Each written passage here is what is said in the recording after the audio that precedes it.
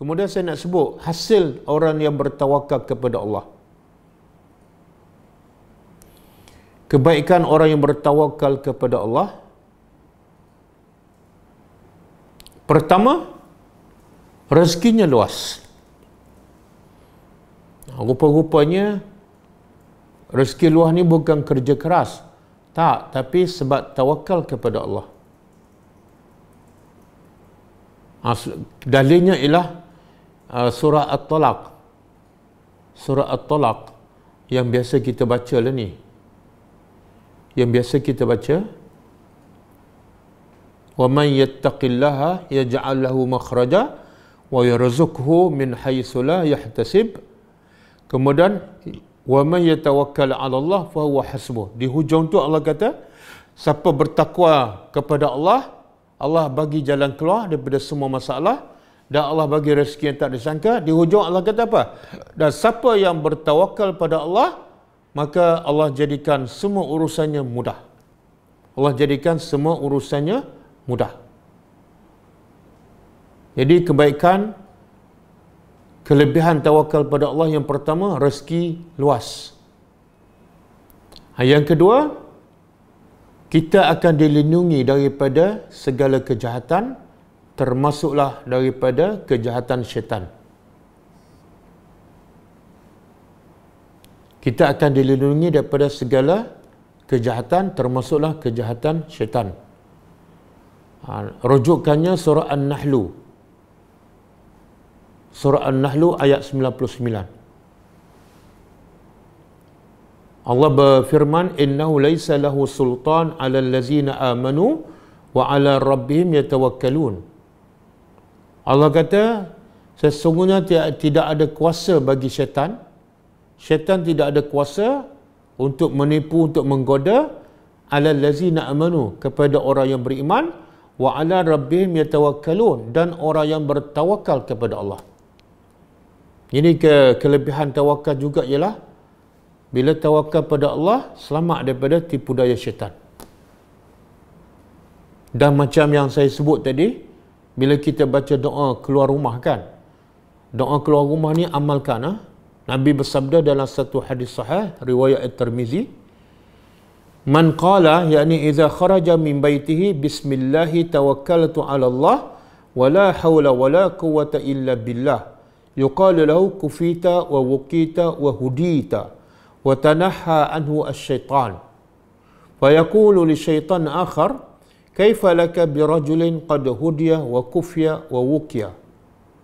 Maksud dia, Nabi kata, siapa yang berkata bila dia keluar rumah, dia kata, dia baca doa ni, bismillah, tawakkaltu 'ala Allah, wala hawla wala quwata illa billah. Tiga rangkap. Pertama, bismillah. Yang kedua, tawakkaltu 'ala Allah. Yang ketiga, wala hawla wala quwata illa billah. Dia sebut tiga ni bila nak keluar rumah. Keluar dengan kaki kiri dan baca doa ni. Maka dia kata pada dia, pada kufita, engkau dipelihara, engkau dijaga, wa wuqita, dan engkau dilindungi, wa hudita, dan engkau diberi hidayat, wa tanaha anhu syaitan, dan syaitan akan belah, syaitan akan lari. Empat lah. Pertama, engkau dipelihara, engkau dilindungi, engkau diberi hidayat, dan syaitan akan lari. Dan tambah satu lagi, syaitan yang lari pun akan beritahu pada syaitan yang lain. Dia kata apa? Tak payahlah buang masa kepada lelaki yang telah dilindungi oleh Allah, yang telah diberi hidayat oleh Allah. Jangan kamu buang masa. Orang macam ni kamu tak boleh nak kacau. Hebatnya tawakal pada Allah. Dan hebatnya zikir bila nak keluar rumah ni. Jadi jangan lupa hafal dan amalkan. Mudah aja, simple. Bismillah, tawakkaltu 'ala Allah, wala haula wala quwata illa billah. Benda yang kita biasa baca aja. Tapi kadang-kadang dia tak bersambung. Kadang-kadang kita baca la haula wala quwata illa billah saja. Kadang-kadang kita baca tawakkaltu 'ala Allah saja. Kadang-kadang kita baca bismillah saja.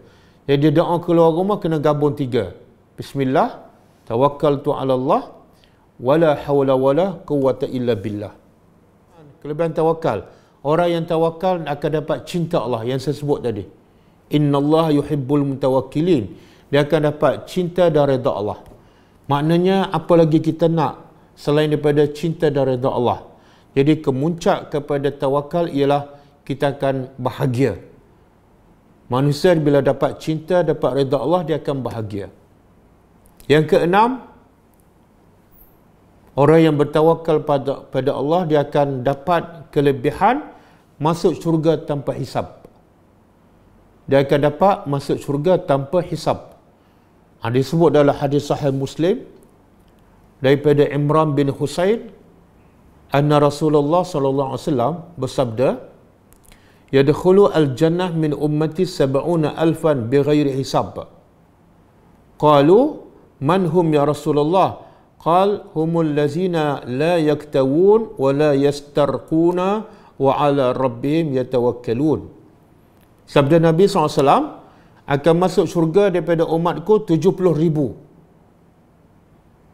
Maka sahabat pun bertanya, 70,000 akan masuk syurga tanpa hisab, tanpa azab. Jadi sahabat pun bertanya, siapa ni yang 70,000 masuk syurga tanpa hisab, tanpa azab? Nabi menjawab, itulah orang yang la yaktawuna. Bila berubat mereka tak panaskan, tak ambil api dan letak kat badan. Yang kedua, wala yastarquna, dan mereka tak minta orang untuk berdoa kepada dia. Bila dia sakit, dia tak minta tolong orang berdoa, dia sendiri berdoa. Mana tawakal tu?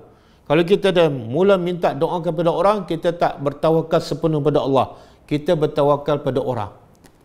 Bukan tak boleh, boleh, tak salah.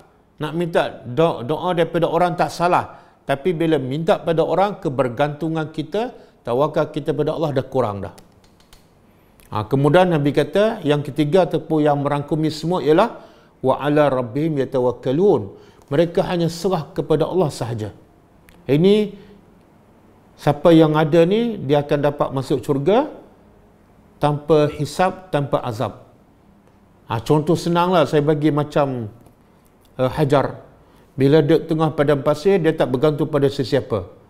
Sebab apa? Allah tarik semua. Suami pun tak ada, sungai pun tak ada, makanan pun tak ada, pokok tempat berteduh pun tak ada, semua tak ada. Akhirnya dia hanya bergantung pada Allah.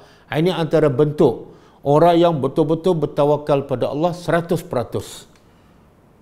Dan kalau ada pada kita, kita masih ada peluang untuk termasuk dalam golongan yang akan masuk syurga tanpa hisab dan tanpa azab. Walaupun Nabi sebut 70,000, tapi ada satu hadis lain, dalam setiap satu daripada 70,000, ada lagi 70,000 yang lain. Maknanya 70,000 kali 70,000. Rasanya bilangannya masih besar dan peluang untuk kita masih ada, iaitu masuk syurga tanpa hisab. Tanda siapa yang bertawakal kepada Allah, itulah tanda dia beriman dan dia yakin kepada Allah. Maknanya kalau dia tak serah pada Allah, dia solat banyak mana sekalipun, puasa banyak mana sekalipun, sebenarnya itu bukan tanda dia beriman. Kadang-kadang haji pergi 10 kali, umrah 20 kali, solat selalu kat masjid, bila berlaku masalah menggelabah. Bila berlaku masalah dia mengamuk. Mana dia tak serah pada Allah. Orang macam ni sebenarnya belum ada tanda-tanda beriman kepada Allah. Dan yang terakhir, tawakal kepada Allah boleh menghilangkan semua rasa sedih, rasa duka cita, rasa risau, rasa kelang kabut, semua tak ada. Semua akan jadi tenang. Sebab apa? Sebab dia berserah pada Tuhan yang maha hebat, Tuhan yang sentiasa melihat, Tuhan yang sentiasa mendengar, Tuhan yang tak akan mati. Akhirnya jiwanya akan tenang. Tidak ada sedih, tidak ada risau, tidak ada duka cita.